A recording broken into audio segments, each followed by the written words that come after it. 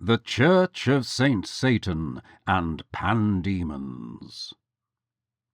"Have you seen this, Engelbert?"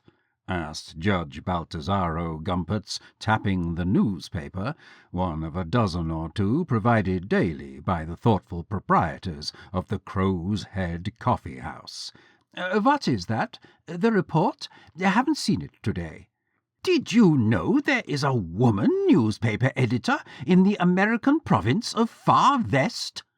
I did not know, and am not surprised. Incredible province. The judge sucked in coffee and shook his head. Judge Gumpertz smacked the newspaper, perhaps as much to reprove it as to straighten it out for easier reading. She says that the farmers there should raise less corn and more hell. Fact, just what it says. Raise less corn and more hell. What do you think it means? Dr. Engelbert Eszterhazy watched the waiter pour boiling milk into his cup from one vessel and hot coffee into it from another, with simultaneous dexterity, half and half. Why, I suspect that it is an invitation to the always embattled farmers of America to devote fewer energies to the cultivation of maize, in order that more energies may be devoted to politico-economic agitations. He observed the milk forming a skin, and nodded his satisfaction. The waiter withdrew. Eszterhazy raised his glass and held it a moment as he followed a thought. Something to do with railroad rates, I seem to recall. Our railroads are owned by the Crown, but as there is no Crown in America, the railroads there are owned by what are called investors. He bent his head and sipped. Judge Gumpertz said, "Aha!" What? Aha? And the member of the court of the second jurisdiction said that this was perhaps why American railroads sometimes imported quantities of peasants from the triune monarchy. Of the odder sort, too. Give them free land and all. Which ones was it? Those odd chaps who wouldn't vote or do military service. Oh, yes, Mennonites. They won't make politico-economic agitations, I am sure. All kinds of different religions they have there in America, Engelbert. Fact. Read it in the Gazette. All privately owned, too, like their railroads. All equal, you know. Fact. No state church and no concordats, you know. And women can be editors, too, it seems. Well, women can vote there, you know, in the province of Far West. Once more he sipped and licked his moustache. "Incredible," he said. On that same morning in the late spring, Count Vladek, the minister of cults to the triune monarchy of Scythia, Pannonia, Transbalkania, was laying out a game of patience on his inlaid ebony desk when a soft double knock, followed by an equally soft cough, announced the presence of Bruno, the ministry's principal secretary. "Come, most worthy servant," the minister said, his eyebrows raising slightly in surprise. Bruno, a stickler for protocol in all its most antique forms, did not usually call upon his superior without having previously sent a note beginning "exceedingly august and high-born," and concluding "kissing thus the feet," and so on. Count Vladek, accordingly, did not merely look up from the cards. He laid them down entirely. Entered Bruno, tall, thin, clad in black, pale as wax, the perfect civil servant, treading almost upon his toes. With lips compressed, he laid upon the minister's desk a document headed in very large letters, and in the Gothic, Glagolitic, and Latin alphabets, "Permission for the lawful recognition of the conventicle hereunder described." Count Vladek did not exactly wince. He did not exactly make a move. Certainly he did not grind his teeth, but his teeth did indeed meet with a perceptible click. And Bruno, with a certain air which combined satisfaction and gloom, said, "Exactly so, exceedingly august and high-born Lord Minister and Count." If the conventicle, thereunder described, had been a congregation of the Holy Orthodox Church, no such permission need have been sought of the Ministry of Cults, such matters being purely the concern of the metropolitans of Pannonia and Scythia, and or the Holy Synod of Transvolcania. If it had been a Roman Catholic or Greek Catholic matter, the preliminary documentation would have been handled by the papal delegate, with the advice and consent of the Primus of Pannonia, or the Ethnarch of Scythia, or the Byzantine Exilarch of Balkania. And inasmuch as Count Vladek had received preliminary visits from neither the Grand Rabbi nor the Grand Hodja, clearly no newly planned synagogue or mosque was involved. More, and on arriving at this point in his cogitations, the Minister of Cults sighed and reached for his snuff-box. More. If it were merely a matter of a new Lutheran or Reformed Church congregation, not only would Bruno not have come to consult with Count Vladek, the regional secretaries of the ministry would not have bothered bringing the matter to the attention of Bruno. All of which added up to the prospect of another evangelical dissenting group, and from that point on there was really no knowing. The last time this had occurred, there were riots in Cisbalcania. The Byzantine delegates in the Diet had voted against the budget, the Hyperboreans had refused to pay their head tax, and the papal delegate, Monsignor Pinocchio, pleading severe indisposition, cancelled the twice-monthly sessions, at which he and Count Vladek, plus Field Marshal Draculia Hunyadi and Professor Plotz of the medical faculty, played poker, a game which Monsignor Pinocchio had learned as a parish priest in Brooklyn, a provincial city on Great Island in the American province of New York. All most disturbing, of course. Count Vladek took snuff rather gloomily. "Which is it this time, Bruno?" he asked, with a sigh and a snuffle. "The two-seed in the spirit predestinarian Baptists, or the Seventh-day Antinomians?" Bruno pointed without words to the line reading, "Name of the conventicle for which lawful recognition is sought," and upon which, in a neat and clear hand, indicating nothing of any of the emotions which the copying clerk might be supposed to have felt, was written, "The Church of Saint Satan and Pandaemons." It was Bruno who broke the silence, although it was the Count who twitched convulsively.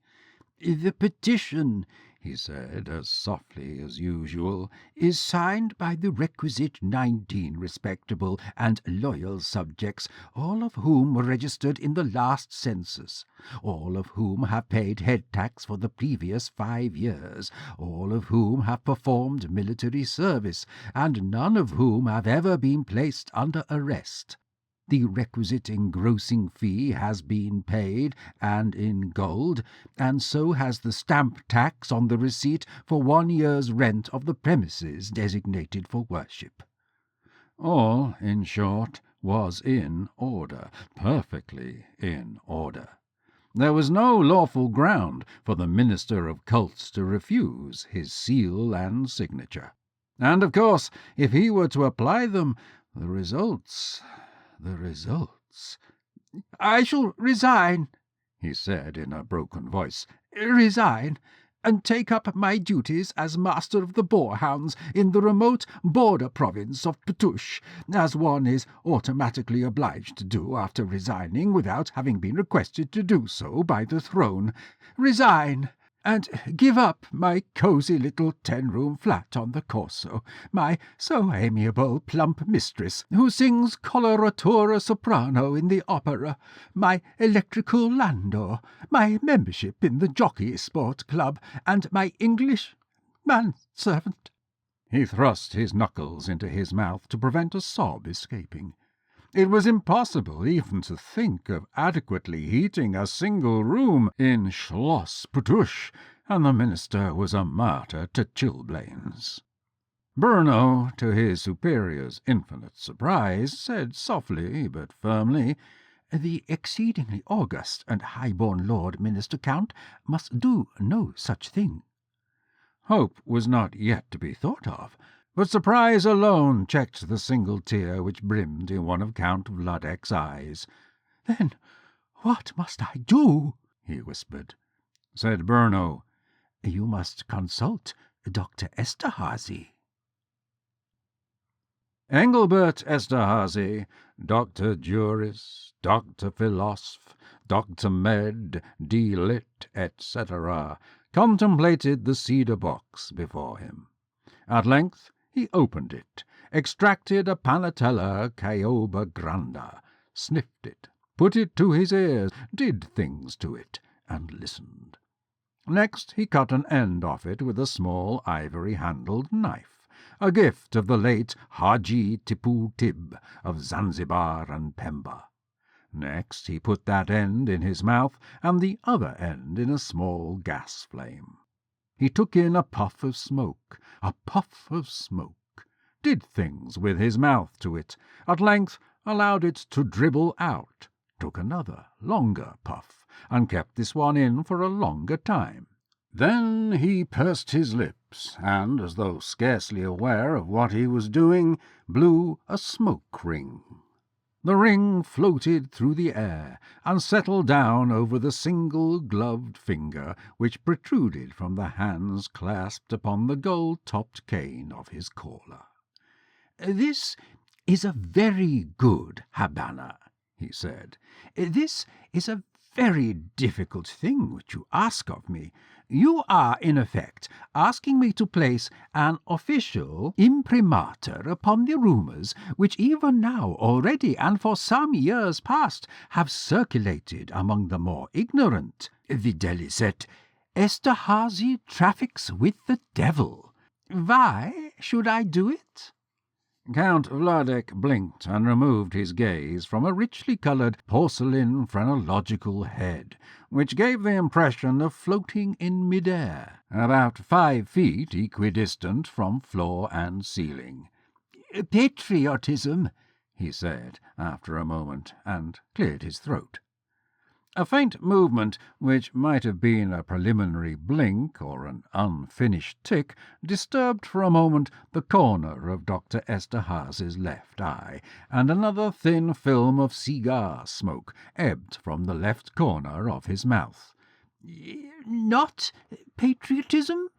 asked Count Vladek. "The most patriotic man I ever met," Dr. Eszterhazy observed, "was Sergeant Major Moomkoch, the mass murderer. Remarkable head that man had, remarkable.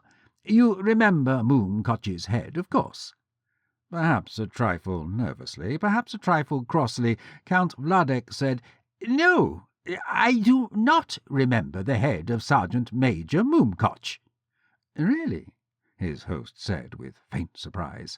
"Well, it is almost directly behind you, in a large vessel of formaldehyde."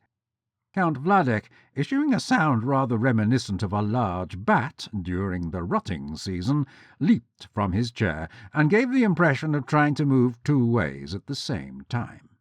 Then he sat down heavily and cast a look of cold displeasure at the man who still calmly and with placid pleasure smoked the cigar given him. "Eszterhazy." "Yes, Vladek?" Their eyes met, locked. After a moment, "Really, Eszterhazy, you must not allow yourself to forget that you are addressing a royal and imperial minister." "I do not for a moment forget it, nor do I expect that a royal and imperial minister will find it unreasonable that when a man has been awarded 7 doctorates, he be addressed by at least one of them." But Count Vladek could contain himself no further. With a sound no louder than an involuntary puff, he spun about in his chair and exclaimed, "Jesus, Mary, and Joseph!" No. Monosh Mumkoch, Sergeant Major, 1st Pannonian Hussars, Star of Valor, 5th Class, Carpathian Campaign, with bar, convicted on 17 counts of infamous murder, went to the block singing the national anthem. The protuberance of patriotism is very strong, as your Excellency can see. He gestured with his cigar. Looks like a wart to me. Dr. Eszterhazy looked at his own hands, then at the back of the barbered and crisply collared neck of his guest, moved all of his fingers once or twice, giving the impression of a spider about to spring, then sighed very, very faintly. That is a wart, your Excellency, he said. The protuberance of patriotism is approximately 4 1/2 centimetres to the left oblique. He placed both his hands in his pockets, and, leaning back in his chair once more, cocked up the cigar and watched the smoke. Very good Habana. At length Count Vladek turned. Depressing sight, he murmured. Yes, yet I am sure it is also educational. Well, enough of all this. He avoided his host's eyes. Then he met it. Well, Dr. Eszterhazy, well enough. You know the nature of the problem. Will you take the case? Another ring of cigar smoke, another and another. Will you name your honorarium, Dr. Eszterhazy? Dr. Eszterhazy? Dr. Eszterhazy? Dr. Eszterhazy? But the host waved away any further repetition. Those will do. The other 3 are honorary. Honorarium, yes. Well. He sat up. All boredom, all mockery, all indifference was now gone. He leaned forward. The marketplace in Poposhki, Georgiou, smelled like a barn. That is, assuming a barn to have borne, in addition to the usual odours of hay and dung and animals, a strong scent of ripe fruit, cheap perfume, kerosene, hot grease, fried meat, and fresh baked pastry. A rather unlikely combination for a barn, it must be admitted, but there you are. And here we are, in the marketplace of Popshki Georgiou. Tuesday, since time immemorial, that is, for the past 17 or 18 years, has been Little Market Day. Great Market Day is Friday. A Little Market Day is largely reserved for trading in mules, oxen, and he-goats. Only the men come to Little Market Day. Little Market Day really smells like a barn. That is, a barn in which someone has been spilling a great deal of beer, and a great deal of the cheapest variety of distilled spirit, known in the local dialect as maiden's breath. Few cooked or baked goods are offered on Tuesday to the peasantry of Poposhki Georgiou, the men bringing their own lunch, and lunch traditionally consists of a hunk of goat sausage, a hunk of goat cheese, a hunk of bread, not exactly black, more like grey, and a bunch of dried sour cherries. Sour cherries are believed to be good for the lower intestine. In Poposhki Georgiou, the lower intestine is regarded as the seat of the deeper emotions. "When my best mule broke his left foreleg," one might hear it said, "it felt like a Turkish knife in my lower intestine." Also they tell this story. First peasant. "Yesterday I came home and found my wife in bed with the goatherd boy." Second peasant. "What did you do?" First peasant. "I ate some sour cherries." On hearing this story, particularly after the first half of the second bottle of maiden's breath, your Poposhki Georgiou peasant will clutch at his embroidered vest with both hands, wet his knee breeches, fall into spasms, and roll into dung heaps. But on Friday there comes to town not only the peasant, but the peasant's wife, the peasant's daughters, the peasant's mother, and the peasant's mother-in-law. So things are somewhat different. In addition to the goodies aforementioned, there is a considerable trade in ribbons, whistles, preserved gingerbread, milch goats, religious artifacts in gold, in pure gold and in real gold, as well as a brisk traffic in herbs, some for love potions, some for laxatives. Up to the herbalist's stall falters an aged bobber in 16 petticoats and 27 shawls, all rusty black. The herbalist. That way may I serve the high-born lady? The bobber groans, putting both withered fists into the small of her back. Something for the lower intestine? The herbalist. I have just the thing. After that, up comes the bobber's great-granddaughter. The herbalist. What way may I serve the high-born and beautiful lady? Parlez-vous Italiano, madame? The girl, blushing, in a whisper. Something for the lower intestine? The herbalist. I have just the thing for you. And then, by and by, up comes the girl's father. Peasant. Say, ain't you new here? What's become of old Jochum? Used to keep this bitch, huh? Hawks a phlegm and spits. The herbalist. Jochum was gored by a boar in Hyperborea. The peasant. May the resurrected Jesus Christ and all the saints have mercy on his soul. Goring was too good for him, the son of a bitch. Got something for the lower intestine? Ah, the porky peasantry of Poposhki Georgiou. Meanwhile, and just to show that the machine, symbolized by A, the narrow-gauge railroad from, and for that matter to, the district capital, B, the one-boiler engine in the local mill, which grinds grits and goat fodder, and C, but there is no C, just to show that here the machine has not destroyed the spirit of the countryside. Traditional music is being supplied by an old man on a one-drone bagpipe, a crippled boy who clashes cymbals which are not mates, and a drunken fat woman with a tambourine. The peasants show their keen appreciation for this old tradition by dancing traditional jigs, breaking wind when the music pauses, and when the crippled boy holds out his hand, giving him their bad coins, or else spitting in his dirty paw. And whenever this last piece of prime wit is performed, oh, see the peasants, that is, see the other peasants, clutch at their embroidered vests with both hands, wet their knee-breeches, fall into spasms, and roll into dung-heaps. Also traditional, although missing from the local scene for many years, a mountebank in a cherry-coloured coat, blue trousers which fasten under his shoes, and an enormous and ancient grey top hat. The old folks, when they catch sight of him, poke each other and say, "Ha-ha! A Russian jester! Now we'll hear something good!" And they quicken their pace and crowd up close.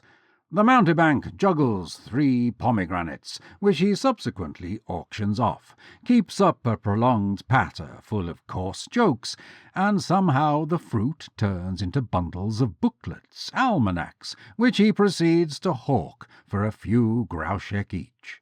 All the days of the saints in Gothic, Glagolitic, and Latin, with the right signs of the moon and the time to plant turnips, plus many excerpts from the sacred psalms. Here he says something, with a pious look and a learned air, something which the peasants assume to be Old Slovachko, High Romanu, or Church Gothic. Next he summons up a small boy and pulls a pigeon's egg out of his ear. Anon, there are suddenly 2 balls which he juggles. Anon, suddenly there is only 1. The Russian jester. "Funny, I had 2 when I started," slaps at himself.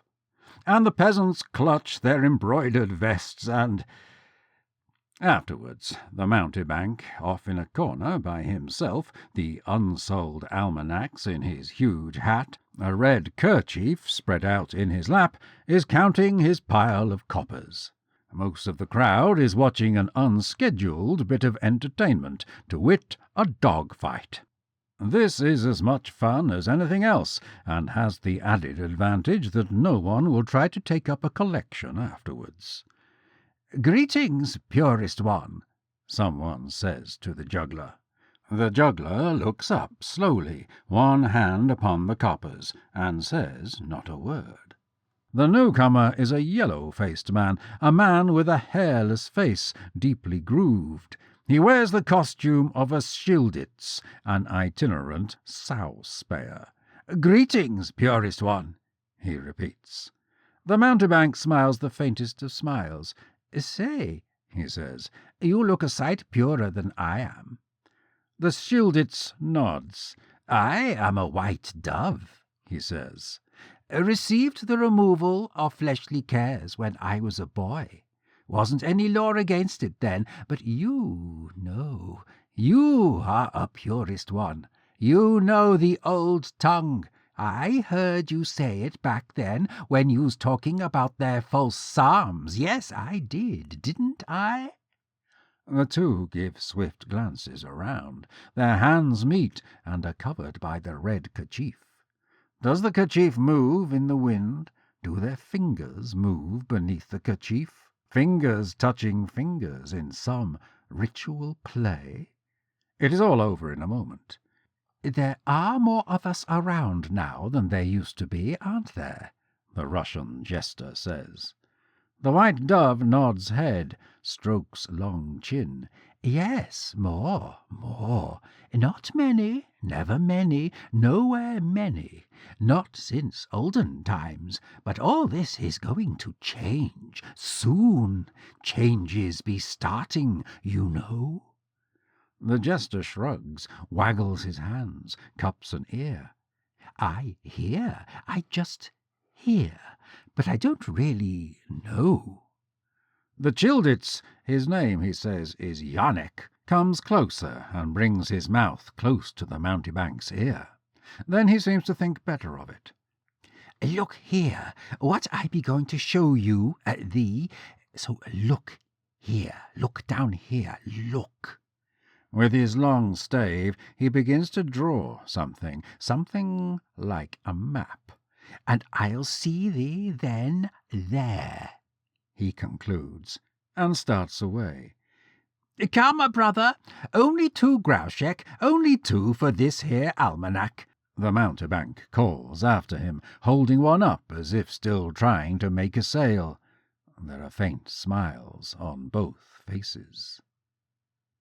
It is a feature of the triune monarchy, indeed it is of its essence, that His Most Serene and Apostolic Majesty, Ignaz Louis, is simultaneously Emperor of Scythia, King of Pannonia, and Basha of Transbalkania. However, as Engelbert Eszterhazy himself so often said, things are not simple, nor are they. Transbalkania is itself a confederats, consisting of Vlox Minori, Vlox Majori, Popushki, and Hyperborea.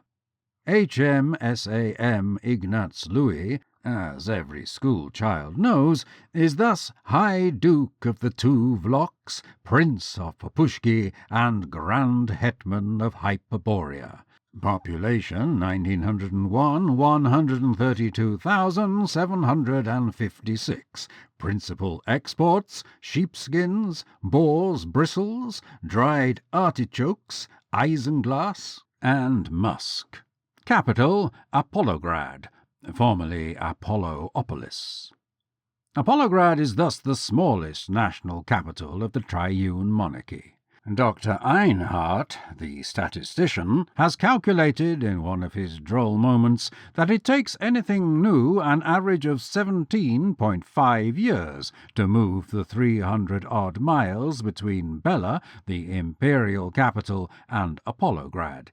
"That is," he adds with the familiar twinkle in his kindly, myopic eyes, "when it moves at all." Even now one may see a group of boar herds crossing themselves in awe at sight of the samovar on wheels, as they call the Apolograd steam tram. As it happens, the last steam tram in Bela was discontinued over 17 years ago. Provincial nobility still find it necessary to warn their servants on no account to blow out the gaslights in the Grand Hotel Apollo and Ignaz Louis. Even in the Saxon and the Armenian quarters, the majority of homes are illumined by kerosene lamps, while most of the Tatars use rush lights.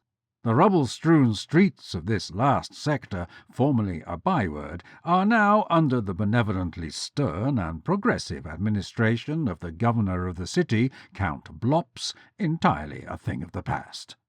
The gas mains have as yet to reach most of the streets in the older parts of town. Street lamps burning colza oil were tried by Count Blops on an experimental basis early in his term of office, but it was found that the Tatars used to drain the oil and use it for cooking purposes. Visitors may, on payment of a small fee, obtain the service of a municipally licensed porter with a lamp. "I ain't seen you here before, brother," the porter Karposh commented one night in the dipping and bobbing lamplight. "Things in the bristle business are not what they were," his hire said gloomily. "One must get closer to sources of supply." He might have been considered tall had he not stooped so much. Perhaps conditions in the bristle trade were weighing him down. "That's what they tell me, brother. Say, brother, how about a drop of brandy before we get deep into Tartar Town? No brandy there, you know, being all Mussulmans." And he spat pro forma in the rutted, pitted road. The traveller muttered something about the brandy not evaporating before they got back, and with this hint of future kindness, Karposh had to pretend contentment. The houses huddled far back from the way, thatched-roofed and low-set. Now and again a dog, chained by a melon patch, lifted its snousel and bayed at the lemon-rind moon. And at length they came to their destination. "See this here warehouse, brother?" the guide asked, lifting the lamp as though to show to better advantage the peeling plaster and the rubble and stone walls beneath. "It used to be what they call a caravanserai in the old days of the Turks. Camels they had here in them days. Fact. My old grandad, he told—" But perhaps what was told by Karposh Grandpère may never be known to any other living soul, for at that moment the small door set into the big door opened. The traveller spoke a few words into the opening, the door opened a bit more, the traveller entered, and the door creaked shut. Karposh grunted, set the lamp into a niche, lowered the wick, then lowered himself onto the turf, and, thinking of brandy, prepared to wait. Many, many camels indeed could have been accommodated during the great days of the caravanserai.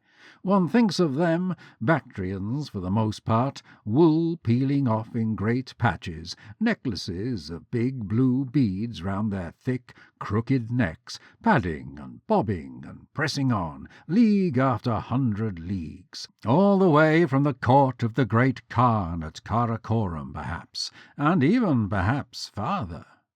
There were courtyards within courtyards, and warehouses which might have lodged the bristles of all the boars of Hyperborea, and bales more precious than that by far, galingale and benjoin, reels of silk, Indu veilery thin as mist, but now naught but a few bare halls containing hair from the stinking swine of the Hyperborean ranges, destined to make paint-brushes for to whiten the walls of Christendom. The doorkeeper had a torch. At each corner of each rectangle within the great serai another stood with a torch. Within a chamber so large its hither parts were only a lostness of shadows, 2 lines of men stood an arm's span apart, and each of them with a torch. A voice. "This will be the last. None more may enter now." The last passed down between the rows of torch-bearers, and the torch-bearers fell into step behind him. The gathering was not very large, and neither was the inner room. At one end was a table with the embroidered tablecloth one saw on high occasions in the kitchens of prosperous farmhouses, and a modern oil lamp sat on it, frosted chimney semi-covered with a bright pink globe. 3 respectable men with side whiskers sat at the table, and one was rendered twice respectable by reason of his wearing eyeglasses with rather small oval lenses. A stout woman, all in black, sat at a small harmonium. If she herself was not the widow of a prosperous butcher, surely she had a sister who was. Eszterhazy sat as near the back of the fairly small congregation as was possible for him to do. The diaconal-looking man in spectacles nodded to the woman, who threw back her ample shoulders and began to play, with fairly few false notes, what one would automatically assume to be a hymn, but which Eszterhazy after a moment recognized as the Grand March from Aida. She did not play much of it. The harmonium subsided on a sort of sigh. The deacon arose, took a handkerchief from his sleeve, and in a voice heavy with emotion said, "Beloved brethren, dear saints who have kept the faith, I have come to deliver unto you the joyful and so long-awaited tidings. Saint Satan has at last been released from hell, and with all his holy demons even now begins to prepare for his rule over all the heavens and over all the earth." The congregation burst into sobs, shouts, cries of ecstasy, throwing out their arms, clasping their hands, beating their bosoms, doubling forward in their seats, and in a moment first one by one, then by twos, then 3 and 4 at a time, leaping to their feet. A white-haired man in worn broadcloth, with the look and smell of a backwoods apothecary, turned to Eszterhazy, and with tears running down his furrowed face, embraced him and cried out, "Satan is risen! Satan is risen!" And Eszterhazy, somewhat returning the embrace, said in the tones nearest to enthusiasm which at the moment he felt capable of, "Has he indeed?" Not the least of the interesting features of the Pannonian Presbyterian Church is that it sustains 17 bishops, of whom 15 are in Pannonia proper, and 2, in partibus infidelium, as it were, preside over the synods of Scythia and Transbalkania.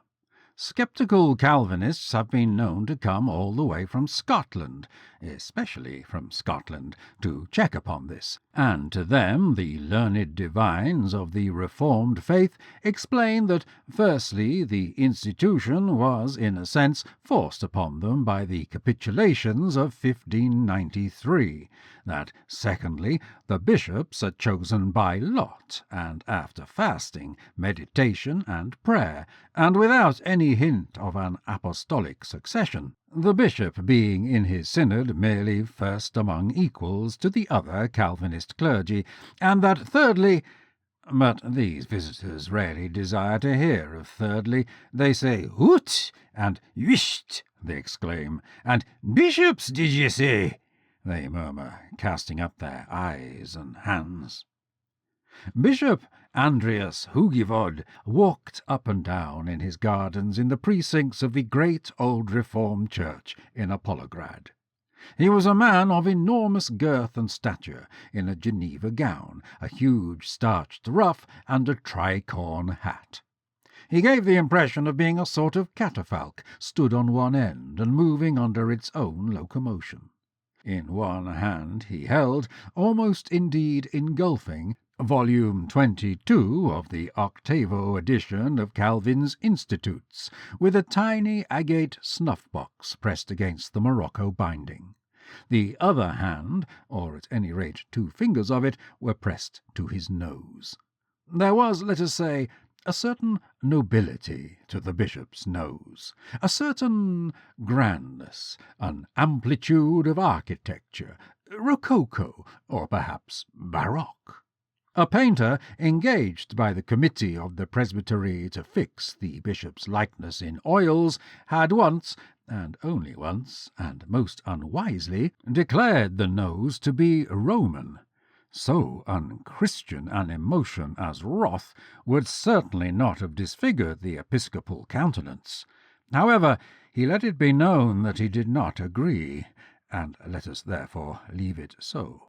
The nose of the Calvinist Bishop of Apolograd and all Transbalkania was not Roman, and certainly it was not Roman Catholic. Walking to and fro in his garden, meditating doubtless upon the doctrines of election, predestination, and total depravity, he gazed with an unwinking solemnity at the approaching visitor. The visitor was tall and walked in a somewhat stately manner, one hand clasped behind him in the small of his back. His frock coat was spotless, in itself somewhat unusual in Apolograd, which the bishop himself had more than once humorously referred to as Apolograd the Dusty. And when he removed his equally spotless silk hat and bowed, he revealed an imposing head, whose silvery hair had receded just sufficiently to remind one of Gogol's comment in another context, "For as much as he is wise, God hath added unto his brow." The visitor's head bulged appreciably on both sides, indicating that his hatter, at least, must certainly and most certainly have been aware of the unusual quality and quantity of brain matter between the frontal and occipital bones. The bishop, experienced in judging physiognomy and other matters indicative of profession, allowed the hand at his nose to fall away and the snuff to dissipate in the wind, and, if not, to be joined to other dust motes of the national capital where, as has been hinted, they would scarcely be noticed, transferred book and box to that hand, and held the newly unencumbered one out to the visitor, remarking, as he did so, "Sir Advocate, Engelbert Eszterhazy of the Faculty of Law, and for to serve your reverence. But how did your reverence know?" His reverence waved the matter aside. "One knows," he rumbled. "One knows." He gave the visitor's hand another squeeze. "Well, Dr. Eszterhazy, so, well, from Bella, of course, from Bella. You see, one knows." He gave a slight shrug. Merely a provincial bishop he might be, the shrug said, but he was well aware of a thing or two. Videlicet, that firstly the visitor was an advocate at law, secondly that as such he bore the title of Doctor Juris, and that, thirdly, such a smart get-up was just the sort of smart get-up worn by, and only by, members of the Society of Advocates in the imperial capital. But that, and after all, fourthly, it was thus no use trying to humbug the bishop, and maybe try to cozen him out of any of his first fruits, tithes, annates, and or other presbyterial perquisites. No use to try. Well, your reverence is of course quite correct. I have not come here to buy bristles." "Oh, the bishop rumbled. "Ha, ha, ha! Bristles! Ha!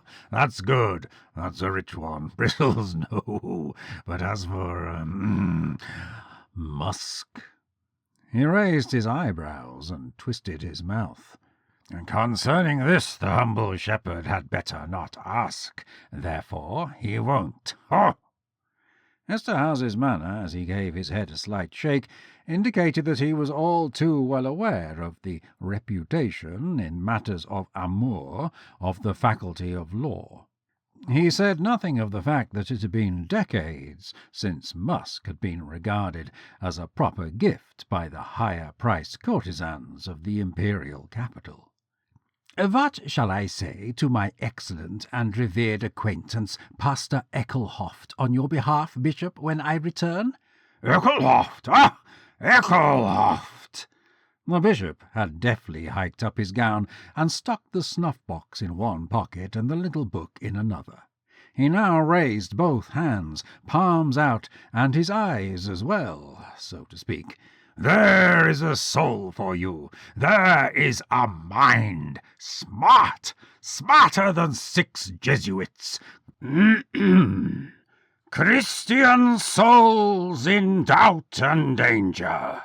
He apostrophized them from his garden, with the rose bushes and the linden trees as witnesses. "Such as are subject to hazards innumerable, temptations and licentious doctrines being ever found in the great cities above all places under the sun, have no fear. Sebastian Ecclehoft stands like a beacon light.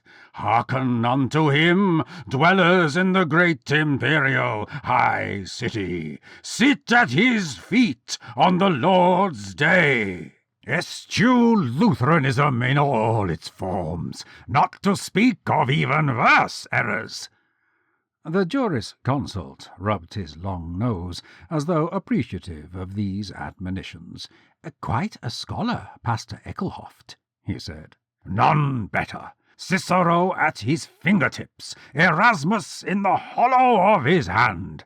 I was once a bit of a scholar myself," the bishop said, a trifle wistfully, "though little enough use one finds for learning here, amidst the heathen hordes of Hyperborea."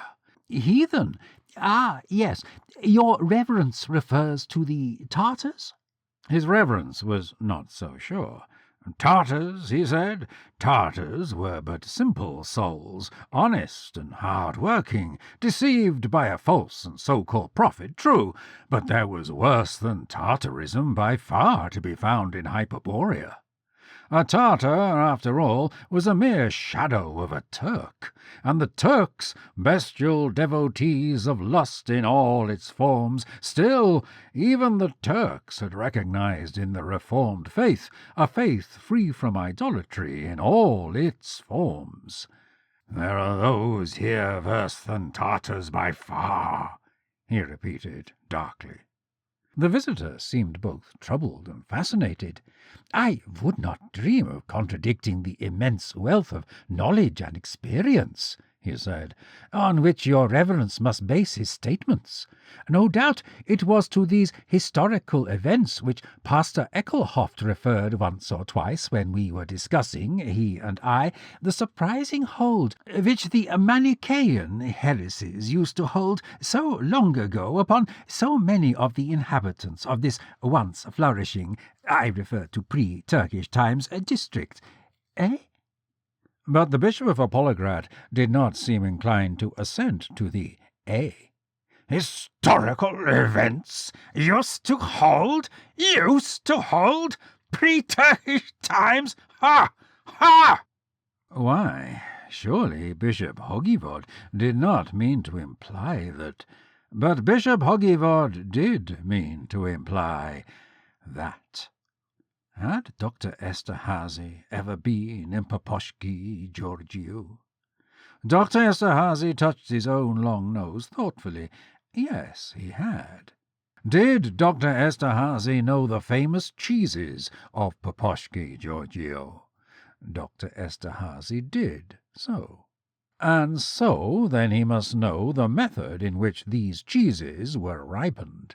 By being carefully wrapped in a clean pig's bladder, and then wrapped inside of 7 sacks, and then buried beneath a dung-heap for 2 months.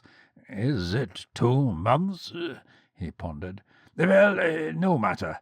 2 months or whatever. The dung-heap, foul as it is, produces an even and continuous heat, a fact pointed out and utilized by the old alchemists, though maybe not to make cheese. Never mind. Nevertheless, you put the green cheese under the dung-heap, and if you wait long enough, what do you get?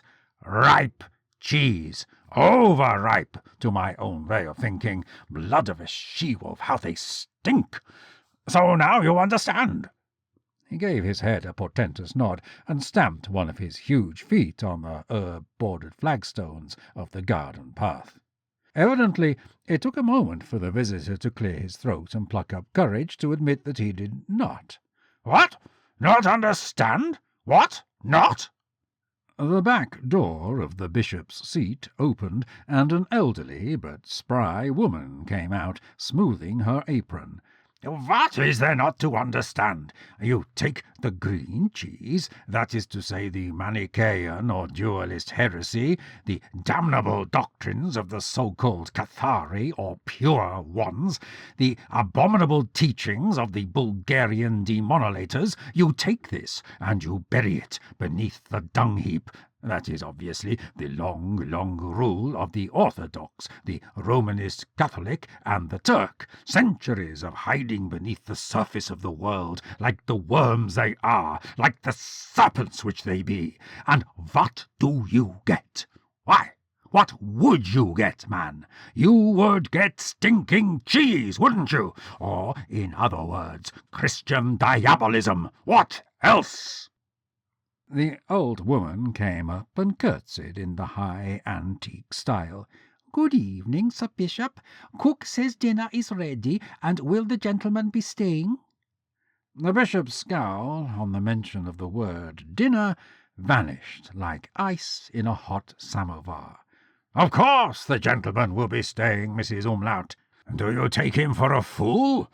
Why should he eat those greasy kickshaws at the Grand Hotel when he can eat here?" The gentleman murmured something about regretting, and indeed tugged at a watch, but the bishop waved the watch back into its pocket. "What? Not eat here? Not have dinner at a Bolograd bishop's seat? Not have? Here his erudite nose went up a few inches, the nostrils dilated, and gave an educated sniff or two. Not have cock and pullet soup with sour cream, fresh dill, Bosnian prunes? Not have grilled squabs fast with pounded chicken livers and shallots? Not have sweet and sour red cabbage and caraway seeds, roast breast of heifer with crisp cracklings, potato dumplings and sauerkraut, fresh homemade noodles and pot cheese, plum brandy, fresh roasted coffee with fresh ground cinnamon, apple strudel, walnuts, raisins? What? Not?" Dr. Eszterhazy sighed. Your reverence has a certain way of putting things."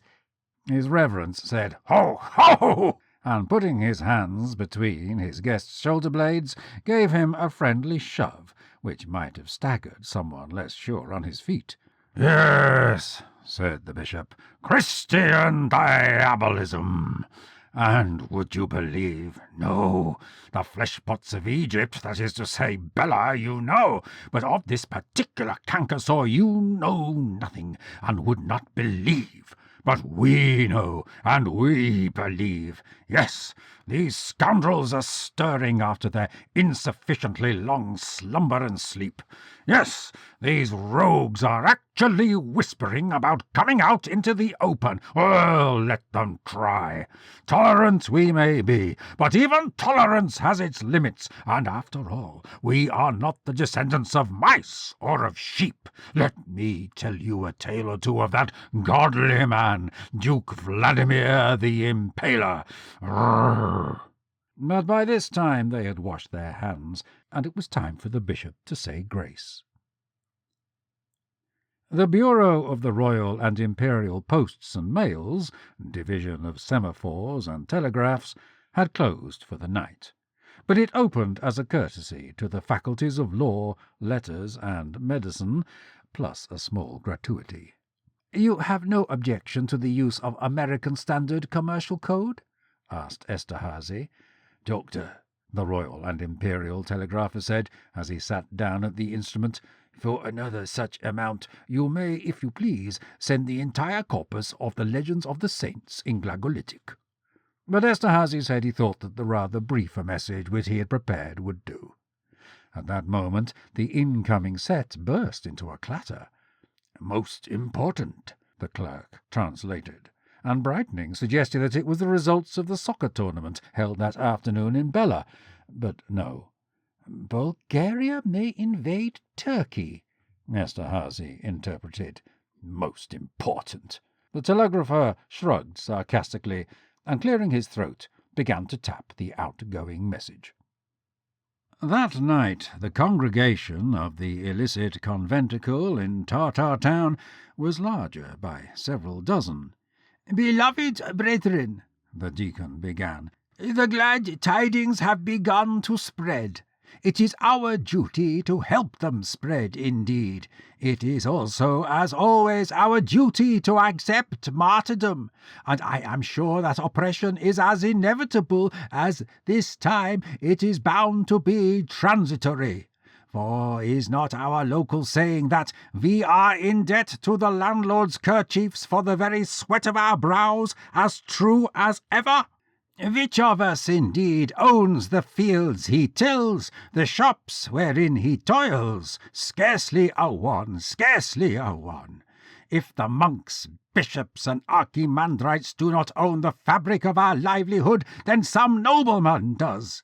It is in their evil interests to defy holy Saint Satan, and to wage war upon his saints, but—" His voice stopped upon the interval for breath, and in the shaveling of a second his voice, like that of every one present, rose and fell upon a deep sound of "Oh," which prolonged itself.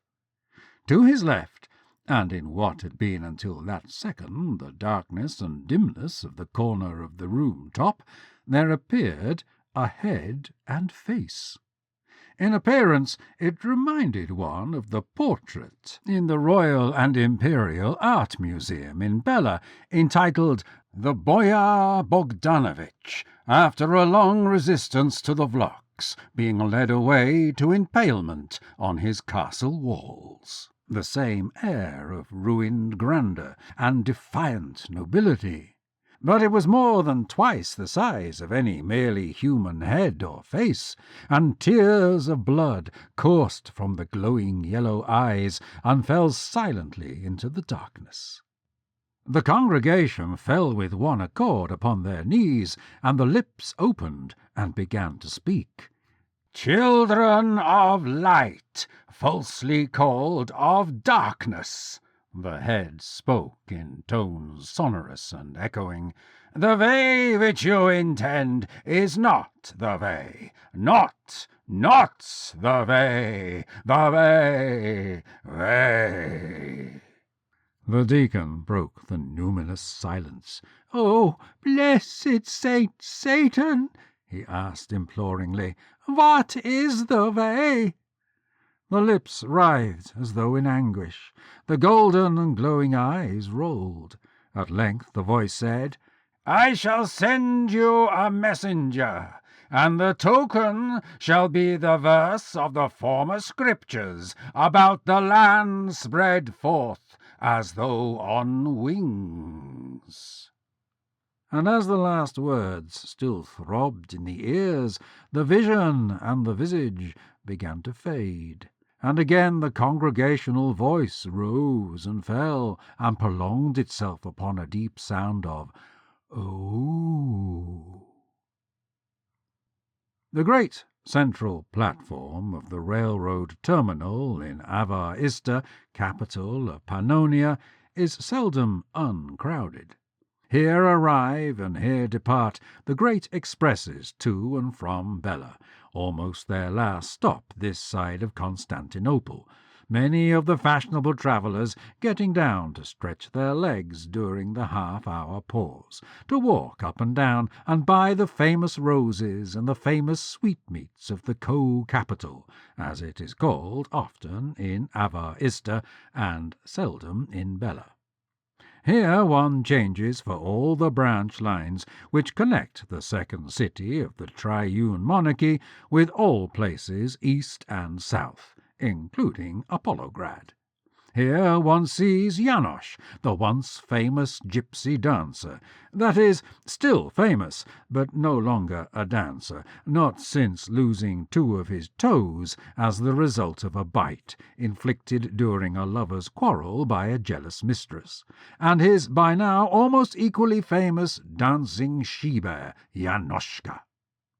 There is a well-known saying to the effect that whoever sits upon the middle bench of the great central platform of the railroad terminal in Ava Ista, if he sits long enough, will see pass in front of him everyone whom he or she knows. At least there is a saying to that effect in Ava Ista, called the Paris of the Balkans. Sometimes. At the moment being midnight, it was difficult to see just who was sitting on the middle bench, for a crowd of travellers was milling around, watching Janosch beat his gypsy tambourine, shouting hoarsely as Janoschka, head up, shuffled up and down upon the soles of her huge feet. A thin gentleman in a high starched collar with rounded ends looked around uncertainly. At that moment someone rose from the middle bench and approached him. "Mr. Abernathy?" The thin gentleman removed a finger from its place between his collar and his neck, adjusted his eyeglasses, and said, "Sir, I am Silas Abernathy, sole representative in Scythia, Pannonia, Transbalkania of the Atlantic, Pacific, and Southwestern Nebraska Railroad. Might you be Dr. Eszterhazy? You are? Well, say, I want to thank you for your wire, and say, are you a doctor of medicine, a doctor of philosophy, or a doctor of jurisprudence?"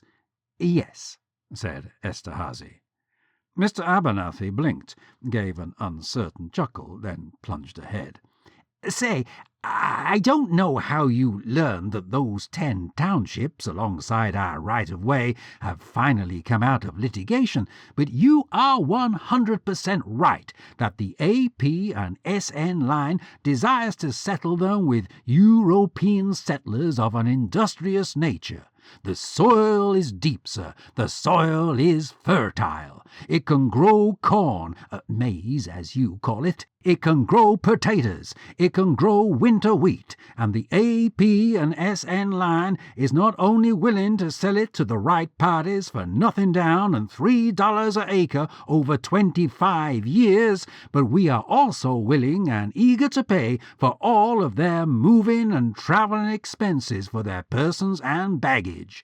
Say, they can be their own landlords in no time flat, with a good crop or two, and they can also enjoy freedom of the press if they are of a literary pursuit in their spare time, as well as freedom of speech and assembly, needless to add mention of freedom of religion." "Needless," said Eszterhazy. "And pray do not forget to mention, when you speak to their leader, Deacon Philostra Grotz, that according to many exegetes and scholars, North and South America, in the singular shape of the conjoined continents, may have been mentioned in the Old Testament as the land spread forth as though on wings." "Say," said Mr. Abernathy, "that's right. No, I sure won't forget. They'll be good customers for our line, Doctor. We prefer above all other types of settlers your European settler of a deeply religious nature. Say, we certainly must have you over for Sunday morning breakfast sometime in Bella. Mrs. Abernathy, she makes waffles, sir. She makes pancakes." Eszterhazy, with a look of apology, having received consent, raised his right index finger and touched a part of Abernathy's skull. "You are of a philoprogenitive nature, I see."